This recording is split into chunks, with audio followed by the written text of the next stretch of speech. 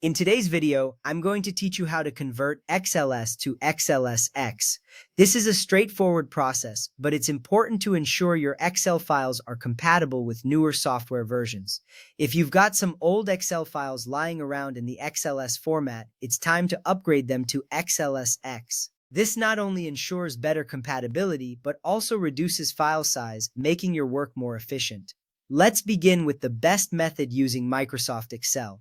First, you need to open the XLS file you want to convert. To do this, launch Microsoft Excel.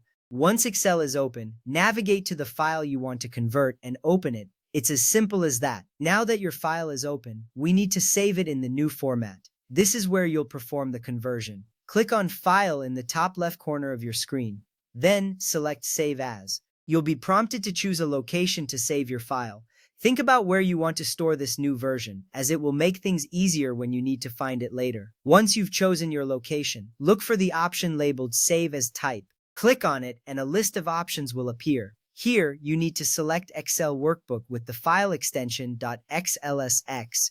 This step is crucial because it ensures your file is saved in the updated format, which is more efficient and compatible with modern systems. After that, simply click Save. Excel will now create a new XLSX version of your workbook.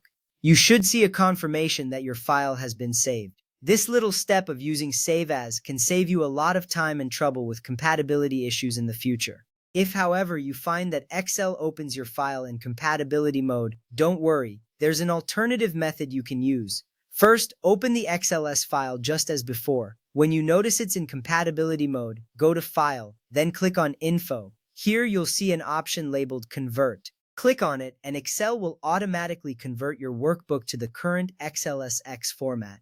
This is a quick way to get everything updated without manually choosing the file type.